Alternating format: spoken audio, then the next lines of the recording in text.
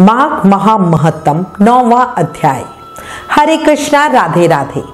कल हमने माघ महामहत्तम के अध्याय 8 में दत्तात्रेय जी द्वारा वर्णित कुंडल और विकुंडल नाम के भाइयों की सुंदर कथा का श्रवण किया था, जिसमें मृत्यु के पश्चात यमदूत विकुंडल को कर्मों की गति बता रहे हैं। अब आगे कर्मों की गति बताते हुए यमदूत कहने लगा, जो कोई भी एकादशी के व्रत को करता है वह दुखों को प्राप्त नहीं होता। मास की दोनों एकादशियों पर भगवान विष्णु के निमित्त व्रत पूजा जाप करना ही चाहिए। जब तक मनुष्य इन दिनों में व्रत नहीं करता, उसके शरीर में पाप बने रहते हैं। हजारों अश्वमेध यज्ञ, सैकड़ों वाजपेयी यज्ञ एकादशी व्रत के 16वें भाग के बराबर भी नहीं है। एकादशी के दिन व्रत करने से 11 इंद्रियों से किए गए सब पाप नष्ट हो जाते हैं। गंगा, गया, काशी, पुष्कर, कुरुक्षेत्र, यमुना, चंद्रभागा कोई भी एकादशी के तुल्य नहीं है। एकादशी के दिन व्रत करके मनुष्य वैकुंठ लोक को प्राप्त करता है। एकादशी को व्रत और रात्रि जागरण करने से माता पिता और स्त्री के कुल की 10-10 पीढ़ियां उद्धार पाती हैं और सब भगवान के निकट रहते हैं। बाल, युवा और वृद्ध सब तथा पापी भी व्रत करने से नरक में नहीं जाते। इसके आगे यमदूत कहता है कि वैसे मैं सूक्ष्म में तुमसे नरक से बचने का धर्म कहता हूँ। मन, क्रम और वचन से प्राणी मात्र का द्रोह ना करना, इंद्रियों को वश में रखना, दान देना, भगवान की सेवा करना, नियम पूर्वक वर्ण आश्रम धर्म का पालन करना, इन कर्मों के करने से मनुष्य नरक से बचा रहता है। स्वर्ग प्राप्त करने की इच्छा से मनुष्य गरीब भी हो तो भी जूता, छतरी, अन्न, धन, जल कुछ न कुछ दान देता रहे। दान देने वाला मनुष्य कभी यम की यातना को नहीं भोगता तथा दीर्घायु और धनी होता है। अधर्म से ही मनुष्य बुरी गति को प्राप्त होता है। मनुष्य सदैव धर्म के कार्यों से ही स्वर्ग प्राप्त कर सकता है।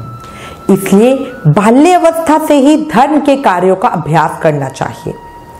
ये सब सुनकर बड़े प्रसन्न होकर विकुंडल कहने लगा, हे यमदूत, तुम्हारे वचनों से मेरा चित्त अति प्रसन्न हुआ है, क्योंकि सज्जनों के वचन सदैव गंगा जल के समान पापों का नाश करने वाले होते हैं।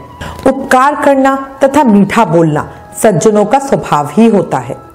जैसे अमृत मंडल चंद्रमा को भी ठंडा कर देता है, अपनी बड़ी कृपा करी जो मुझे कर्मों की गति का ज्ञान दिया। अब कृपया करके यह भी बतलाइए कि किस प्रकार मेरे भाई का नरक से उद्धार हो सकता है। तब दूत कुछ देर ज्ञान दृष्टि से विचार कर बोला, हे वैश्य, यदि तुम अपने भाई के लिए स्वर्ग की कामना करते हो तो जल्दी ही अपने 8 जन्म के पुण्य फल को उसके निमित्त अर्पण कर दो। तब विकुंडल ने कहा, हे दूत, वह पुण्य क्या है और मैंने कौन से जन्म में और कैसे किया, सो सब बतलाओ, फिर मैं अपना पुण्य अपने भाई को दे दूंगा। दूत कहने लगा, हे वैश्य सुनो, मैं तुम्हारे पुण्य की सब कथा कहता हूँ। पूर्व समय में मधुबन में शाल्की नाम का ऋषि था। वह बड़ा तपेश्वरी, ब्रह्मा के समान तेज वाला था। उसकी स्त्री रेवती के 5 पुत्र थे, जिनके नाम ध्रुव, शशि, बुध, तार, ज्योतिमान थे। इन 5 ने गृहस्थ आश्रम धारण किया तथा निर्मोह, जितमय, ध्याननिष्ठ और गुणतंग ये चारों संन्यास ग्रहण कर वन में रहने लगे। वे लोग किसी भी प्रकार के अवगुण से बहुत दूर थे और पत्थर और सोने को समान समझते थे। जो कोई अच्छा या बुरा उनको अन्न देता वही खा लेते और कोई कैसा ही कपड़ा दे देता उसको ही पहन लेते। वे सदैव भगवान के ही ध्यान में लगे रहते। इन चारों ने व्रत, शीत, निद्रा और आहार सबको जीत लिया। बस चर अचर को विष्णु रूप समझते हुए मौन धारण करके संसार में विचरते थे। ये चारों महात्मा एक समय तुम्हारे घर आए। जब तुमने मध्याह्न के समय भूखे प्यासे इनको आंगन में देखा तो तुमने गदगद कंठ से आंखों में आंसू भरकर इनको नमस्कार करके इनका बड़ा आदर सत्कार किया। इनके चरणों को धोकर बड़े प्रेम से तुम इनसे कहने लगे कि आज मेरे अहोभाग्य हैं। आज मेरा जन्म सफल हुआ, मुझ पर भगवान प्रसन्न हुए, मैं सनात हुआ। मेरे माता पिता पत्नी पुत्र गौ आदि सभी धन्य हैं जो आज मैंने हरि के समान आपके दर्शन किए। सो हे वैश्य, इस प्रकार तुमने श्रद्धा से उनका पूजन किया और चरण धोकर जल को मस्तक से लगाया।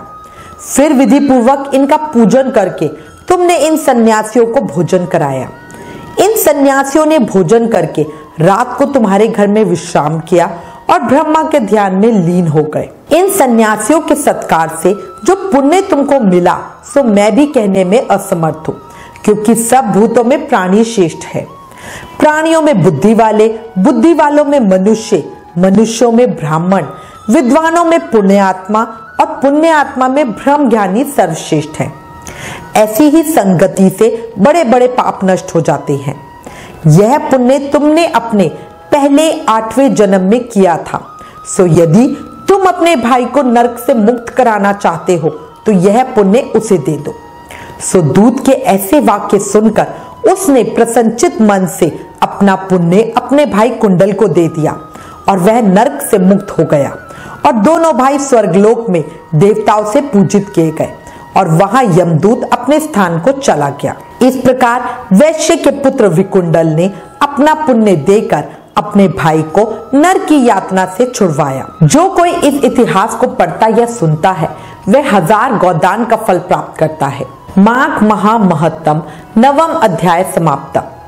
प्रेम से मन से जाप करते रहो। हरे कृष्ण कृष्ण कृष्ण हरे हरे, हरे राम राम राम हरे हरे।